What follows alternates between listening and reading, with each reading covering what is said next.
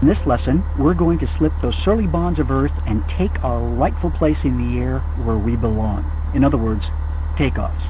We're here in the Cessna 172 SP at the hold short line of runway 19 at Bremerton National Airport in Bremerton, Washington. We aren't going anywhere just yet, so relax just a second. Takeoffs are easy, and it's great to get airborne. There's not much to it. As you probably remember, all you had to do is set full power and steer down the center of the runway.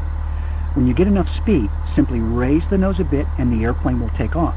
All we're doing here is accelerating to a sufficient speed so that the wings can generate the lift necessary to keep us in the air. We do, however, want to make sure of a couple things first. The most important thing to remember is that we always take off into the wind when possible. By pointing into the wind, we start with a little air blowing over our wings to begin with. This means that we'll be able to reach our minimum liftoff speed of 55 knots sooner and become airborne sooner. In the process, we'll use less runway during the takeoff roll. Today, we have calm winds, so takeoff direction isn't an issue. Check the final approach path for airplanes. Use the hat switch or make sure your numlock light is on and press the number 4 key on the numeric keypad. Then check the runway for airplanes by using the hat switch or the number 6 key.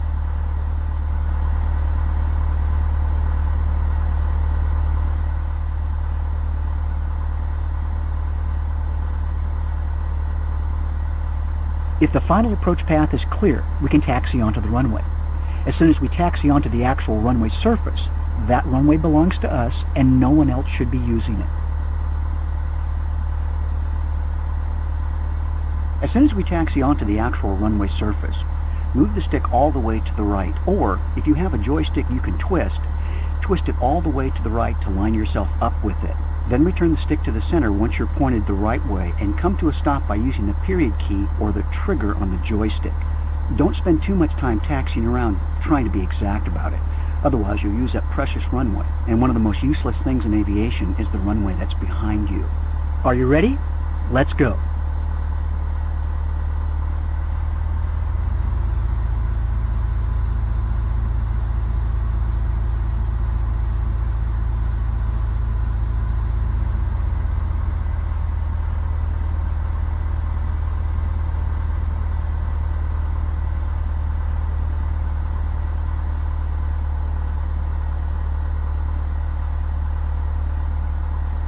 All right, Captain, let's do the before takeoff checklist. Cabin doors and windows closed and locked. Flight controls free and correct. Fuel selector both. Mixture full rich. Elevator trim at takeoff setting. Before takeoff checklist is now complete. Of course, in a real airplane, we take a lot more time to complete this, but now it's time to fly.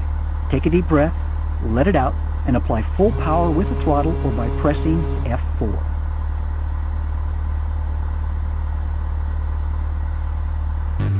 Check the airspeed indicator. When it reaches 55 knots, gently ease back on the joystick to establish a climb attitude. This is called rotation and has nothing to do with the airplane's tire.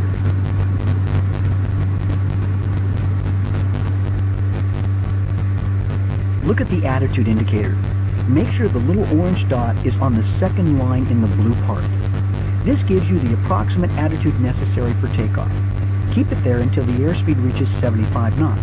As soon as it does, increase the climb attitude a little further until you're about 12.5 degrees nose-up pitch, which is between the second and third lines. Adjust the pitch up or down slightly, as necessary, to maintain 75 knots during the initial part of the climb.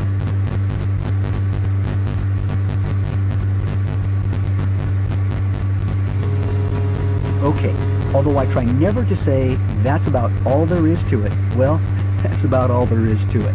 Of course, there's a lot more to it than that. You'll need to worry about crosswind takeoffs, traffic patterns, air traffic control, other airplanes, and 100 other things. But now you understand some of the most important aspects of the takeoff. You can end this lesson by pressing the escape key, or you can rerun it by pressing the control and semicolon keys. As with all things in aviation, the best advice I can give you regarding takeoffs is practice, practice,